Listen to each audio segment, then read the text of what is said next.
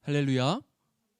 주님의 오심을 간절히 기다리는 우리 모두에게 임마누엘로 이 땅 가운데 오신 주님의 은혜와 사랑이 언제나 함께하기를, 언제나 가득하기를 간절히 소망합니다. 오늘 우리가 누가복음 1장 46절부터 55절까지의 말씀을 함께 읽었는데요.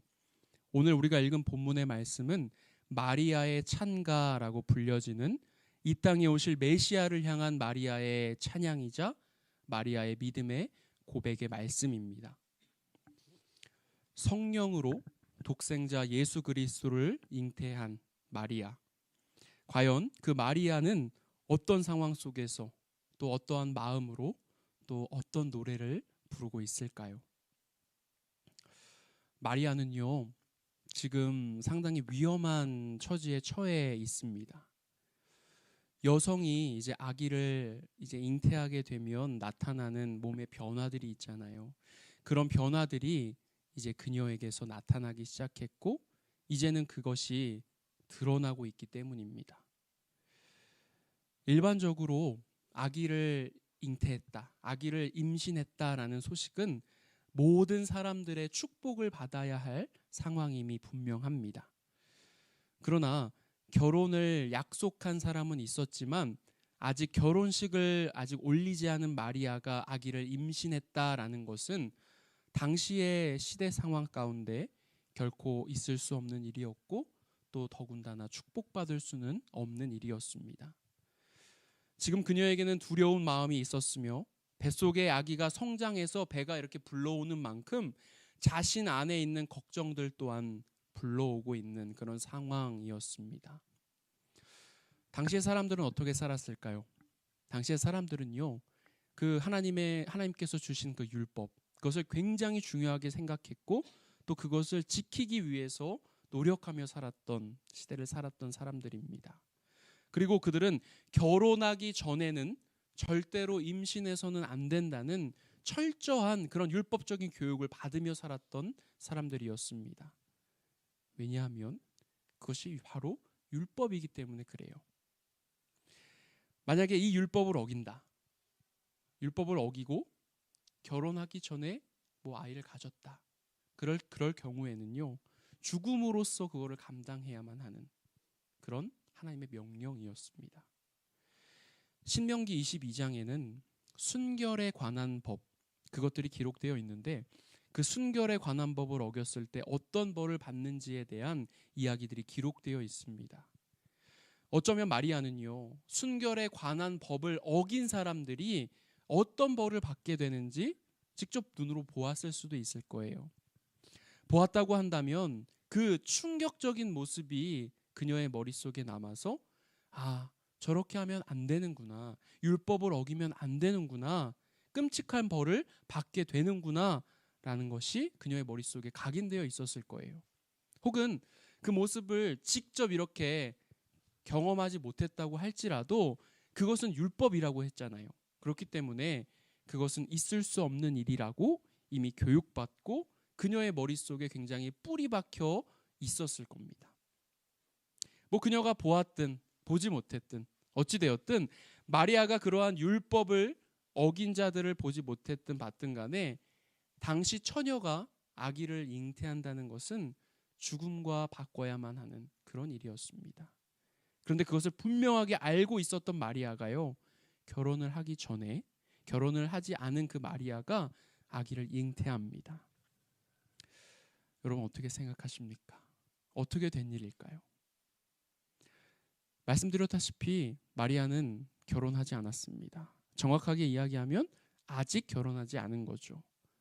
마리아에게는요, 결혼하기로 약속했던 정혼한 남자가 있었습니다. 그 사람이 누구죠? 요셉. 그 사람의 이름이 바로 요셉입니다. 마리아는요, 요셉과 결혼하기로 이제 약속하고 순결한 마음으로 결혼식의 그날을 준비하고 또 기다리고 있었어요. 그런데 어느 날 하나님의 보내심을 받은 천사 가브리엘이 마리아에게 나타납니다. 천사를 만난 마리아는요, 굉장히 두려웠어요. 무서웠습니다. 그런 마리아에게 천사 가브리엘이 이야기합니다. 누가복음 1장 30절로 32절의 말씀인데요. 우리가 우리말 성경으로 함께 보기 원합니다. 제가 읽어봅니다.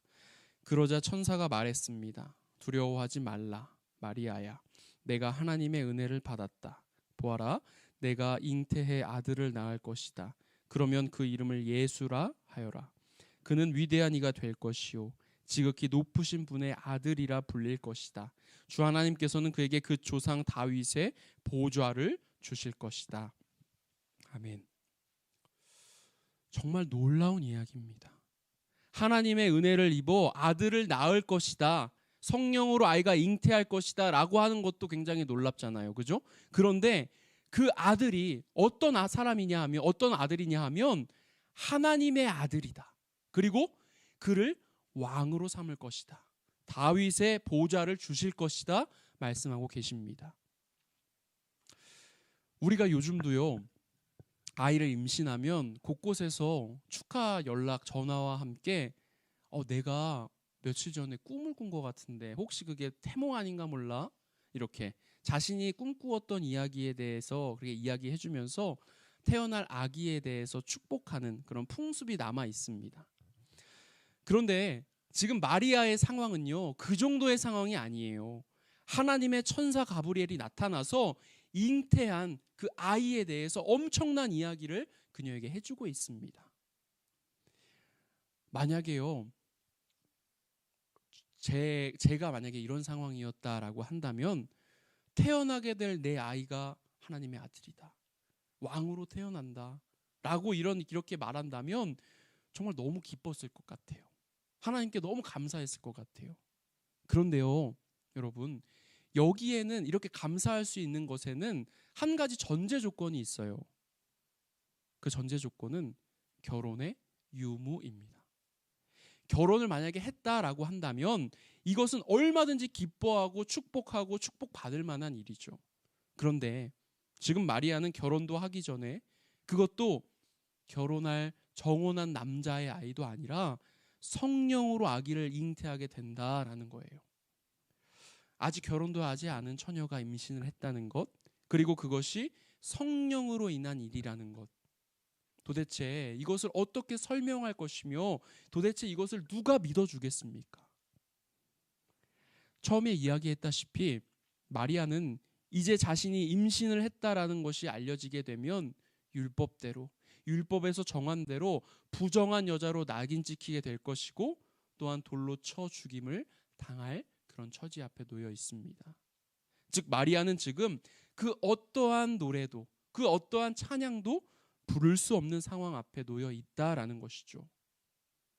노래를 부르기보다, 하나님께 감사하기보다는 매 순간 걱정과 두려움 속에서 다른 사람에게 들키지 않기 위해 숨죽여 그렇게 지내야 할 처지에 놓여 있었다라는 것입니다.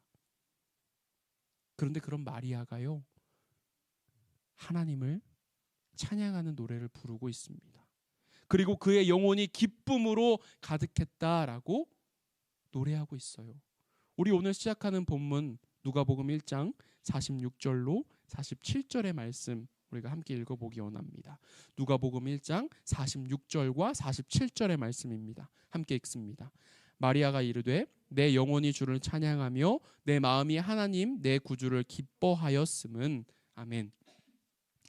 이 순간 걱정과 두려움이 가득해야 할 마리아가 어떻게 하나님을 찬양하며 자신의 마음이 기쁘다라고 고백할 수 있었을까요? 그 이유는 자신이 지금 잉태하고 있는 아이가 하나님의 아들이신 예수님, 이 땅을 구원하실 왕으로 오신 메시아라고 하는 사실을 마리아가 확신했기 때문입니다. 쉽게 이야기하면 마리아가 경험했다는 거예요. 마리아가 하나님이 보내신 천사의 음성을 분명하게 믿고 그 말씀에 믿음으로 화답했고 확신했다는 것입니다.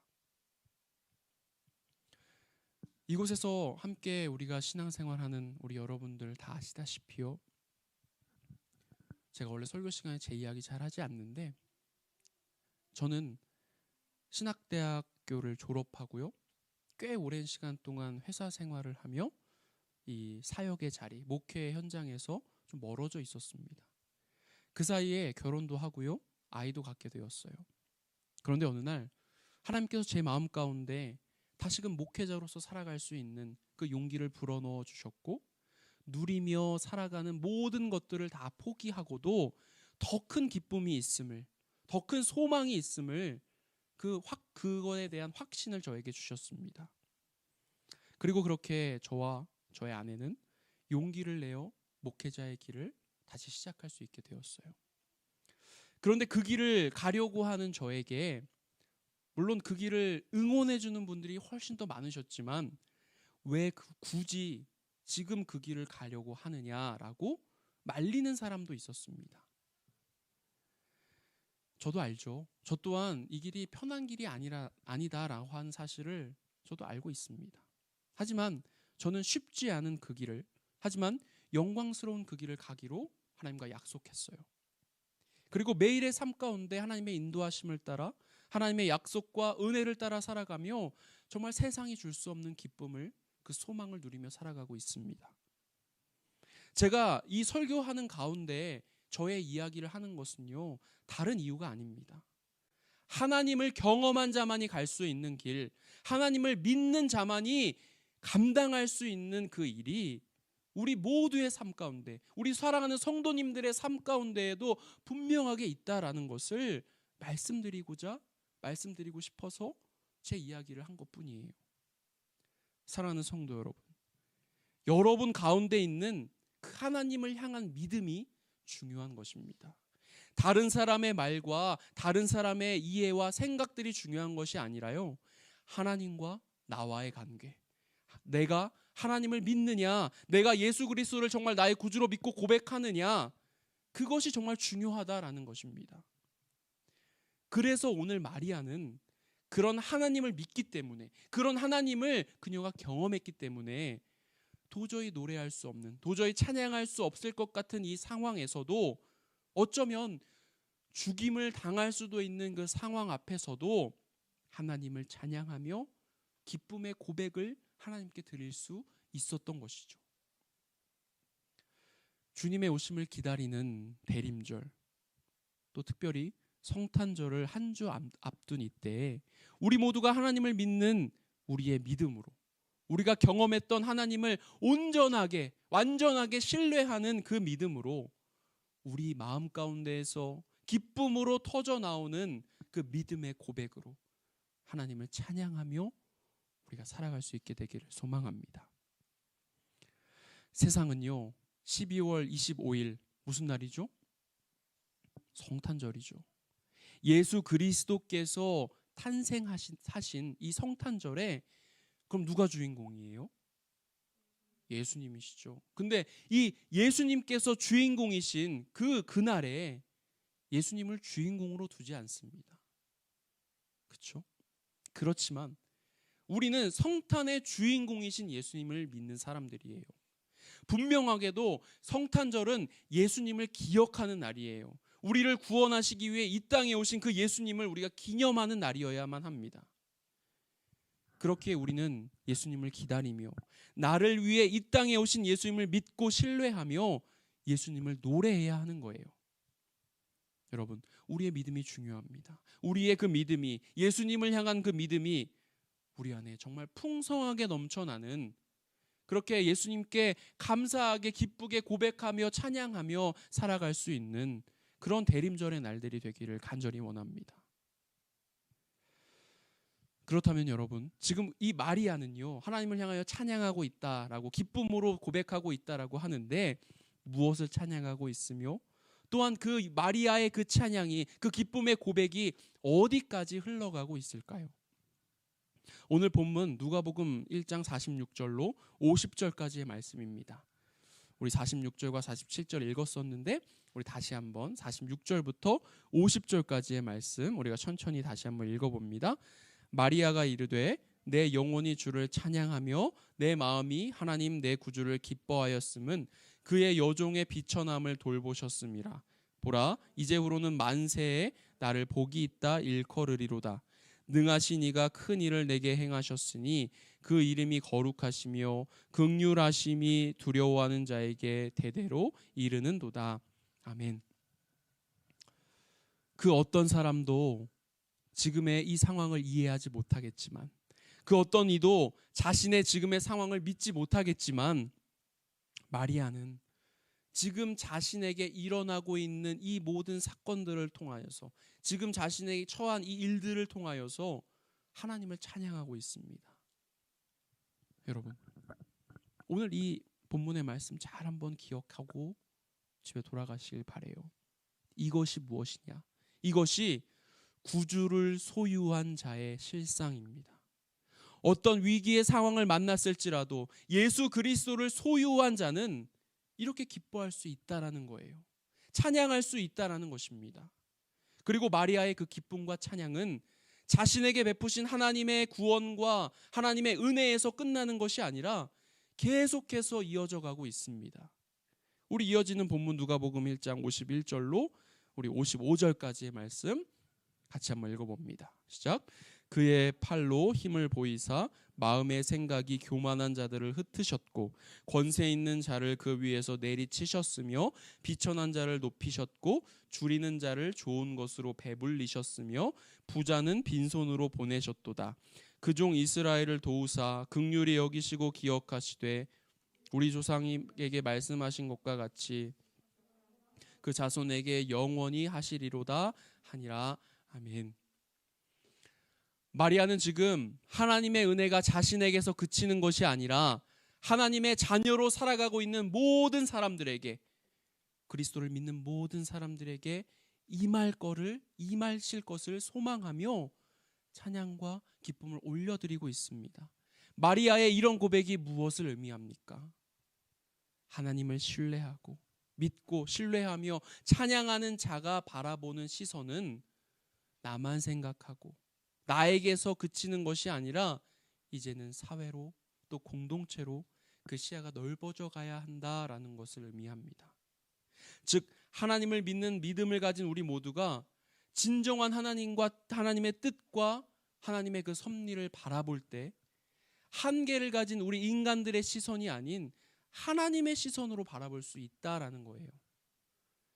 제가 조금 전에 여러분들에게 여러분들 안에 있는 그 하나님을 향한 믿음이 중요하다라고 말씀드렸었습니다. 다른 사람의 말과 다른 사람의 이해와 다른 사람의 생각이 중요한 것이 아니라 하나님과 나와의 관계, 내가 하나님을 믿느냐, 내가 하나님을 신뢰하느냐, 그것이 중요하다라고 말씀드렸었어요. 그것을 믿고 신뢰하는 것, 거기에서부터 찬양이 시작될 수 있다라고 말씀드렸습니다. 마리아 또한 하나님을 믿고 신뢰하는 것, 자신이 경험한 하나님을 온전하게 신뢰하는 것, 거기에서부터 그녀의 찬양이 시작되었습니다. 그런데 거기에서부터 시작된 마리아의 찬양이 자신에게 베푸신 그 은혜를 찬양하는 것에서 그친 것이 아니라 다른 사람을 향한, 다른 모든 사람들을 향한 하나님의 그 무한하신 긍휼하신 은혜를 바라보는 것으로 그 구원의 넓이와 또 그녀의 시야가 깊어진 것을 보게 됩니다.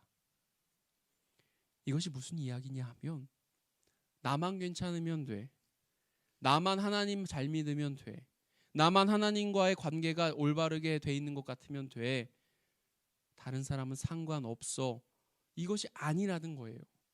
하나님을 향한 우리의 믿음과 찬양이 하나님께서 나에게 베풀어 주신 그 구원의 은혜가 모든 사람들 가운데 임하게 되기를 소망하고 또 찬양할 수 있어야 한다는 것입니다. 우리는 지금 예수 그리스도를 믿는 믿음, 그 마음을 가지고 이 교회에 나와서 함께 예배하고 있습니다. 그리고 다시 오실 주님을 기다리며 나를 구원하신 하나님의 은혜에 감사하며 찬양하고 있습니다. 그런데 여러분, 우리는 분명하게 기억해야 합니다. 하나님의 구원의 역사는 나 하나만을 위한 것이 아닙니다. 나를 구원한 것으로 하나님의 일하심이 끝난 것이 아닙니다. 하나님은 온 세상을 구원하길 원하십니다.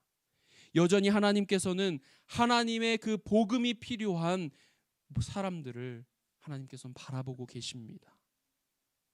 사랑하는 성도 여러분, 우리 나 자신을 많이 바라봤잖아요. 그죠? 이제는 나를 바라보는 것에서 더 나아가서 세상을 바라볼 수 있길 바랍니다. 우리 모두가 주님의 오심으로 인하여 기뻐하고 나를 구원하신 그 예수님의 하나님의 은혜에 만족하는 것으로 우리가 끝나는 것이 아니라 세상을 바라보고 하나님의 시선이 닿는 그곳에 우리의 시선이 향하는 것, 주 안에서 서로 사랑하고 귀한 존재로 여기며 살아가는 것, 그것이 바로 하나님께서 우리에게 바라시는 그리스도인의 모습임을 기억하시길 원합니다. 에베소서 5장 19절의 말씀은 이렇게 이야기합니다. 시와 찬미와 신령한 노래들로 서로 화답하며 너희의 마음으로 주께 노래하며 찬송하라 라고 말씀하십니다.